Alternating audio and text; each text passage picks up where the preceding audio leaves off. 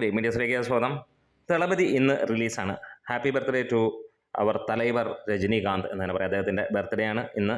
ഈ ഒരു ദിവസത്തിൽ 34 വർഷങ്ങൾക്ക് മുമ്പ് പിറന്ന ദളപതി എന്ന super mega hit block buster ചിത്രം, ഒരു ഇൻഡസ്ട്രി ഹിറ്റ് ചിത്രം വീണ്ടും 4K റിലീസിനെത്തുകയാണ്.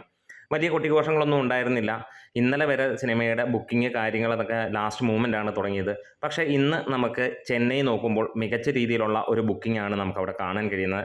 എത്ര പ്രതീക്ഷിച്ചിരുന്നില്ല. കാരണം ഇന്നലത്തെ ബുക്കിങ്ങും അതിൻ്റെ സ്റ്റാറ്റസും ഒക്കെ കണ്ടു കഴിഞ്ഞപ്പോൾ വലിയ രീതിയിലൊന്നും ഉണ്ടായിരുന്നില്ല.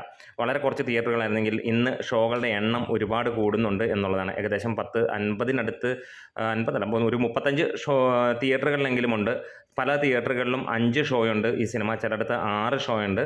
എന്താണെങ്കിലും ഒരു മിക്ക സ്ഥലങ്ങളിലും നമുക്കൊരു ഓറഞ്ച് മയം നമുക്ക് ചെന്നൈ സിറ്റിക്കകത്തിൽ നിന്ന് തന്നെ നമുക്ക് കാണാൻ കഴിയുന്നു. തമിഴ്നാട്ടിൽ നമുക്കറിയാം ഗ്രാമപ്രദേശങ്ങളിലുള്ള തിയേറ്ററും അങ്ങനെയുള്ള തിയേറ്ററുകളിലൊക്കെ നമുക്ക് ട്രാക്ക്ഡ് അല്ലാത്ത ലെവലിൽ നോക്കുകയാണെങ്കിൽ വലിയ രീതിയിലുള്ള ഒരു ചലനമായിരിക്കും എന്നുള്ളത് യാതൊരു സംശയമില്ല. കാരണം ഇന്ത്യയിലെ തന്നെ അല്ലെങ്കിൽ ലോകത്തിലെ തന്നെ ഏറ്റവും വലിയ സൂപ്പർ താരം എന്ന് പറയുന്നത് രജനീകാന്ത് തന്നെയാണ്.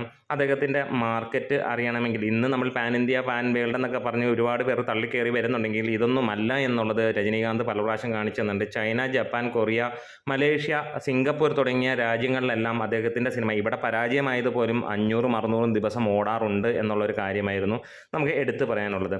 ഇവിടെ മമ്മൂട്ടിയും രജനീകാന്തും ഒരുമിച്ച് വരുമ്പോൾ ഒരു കാര്യം നമുക്ക് ഉറപ്പിക്കാം. ആ ഒരു കാലഘട്ടത്തിൽ ഇന്ത്യൻ ഫിലിം ഇൻഡസ്ട്രിയുടെ തന്നെ ഏറ്റവും ടോപ്പിൽ നിൽക്കുന്ന ഒരു ചിത്രമായിരുന്നു. പ്രത്യേകിച്ച് ടെക്നീഷ്യൻസും ഡയറക്ടറും അതേപോലെ തന്നെ മ്യൂസിക്, ഇളയരാജ ഇവരെല്ലാം ചേരുമ്പോൾ അതൊരു വലിയ സംഭവം തന്നെയായിരുന്നു. അന്ന് ഒരു ബ്ലോക്ക് ബസ്റ്റർ ആയിരുന്ന ചിത്രം വീണ്ടും തിയേറ്ററുകളിലേക്ക് എത്തുമ്പോൾ എങ്ങനെ പ്രതികരണം വരുമെന്നുള്ളത് നോക്കുമ്പോൾ തമിഴ്നാട്ടിൽ ഇതൊരു വലിയ രീതിയിലുള്ള ഒരു അനുകൂല കാര്യമാണ് നമുക്ക് കാണാൻ കഴിയുന്നത്. ഒരുപാട് തിയേറ്ററുകൾ ഫുള്ളാവുന്നു. അതേപോലെ തന്നെ തിയേറ്റർ ഉടമകളും ഇതിന് അനുസരിച്ച് സഹകരിക്കുന്നു എന്നുള്ളതാണ്.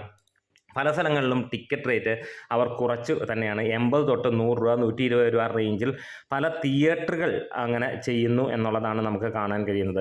എന്നാലും മികച്ച ഒരു തുടക്കം തന്നെയാണ് നമുക്ക് കാണാൻ കഴിയുന്നത്. സിനിമയുടെ അഭിപ്രായങ്ങളും കാര്യങ്ങൾക്കും ഒന്നും പറയേണ്ട കാര്യമില്ല. നമുക്കറിയാം എന്താണ് സിനിമ എന്നുള്ളത്.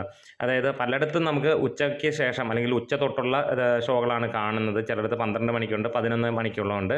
ഉച്ചയ്ക്ക് ശേഷമുള്ള ഒട്ടുമിക്ക ഷോകളും നമുക്ക് ഓറഞ്ച് അലേർട്ട് തന്നെയാണ്. കൊച്ചിയിൽ വലിയ ചലനങ്ങളൊന്നും നമുക്ക് കാണുന്നില്ല. ഏകദേശം 10-30 ഷോയോളം കാണുന്നുണ്ട്. കേരളത്തിലെ തിയേറ്റർ ലിസ്റ്റ് പുറത്ത് വന്നിട്ടുണ്ട്.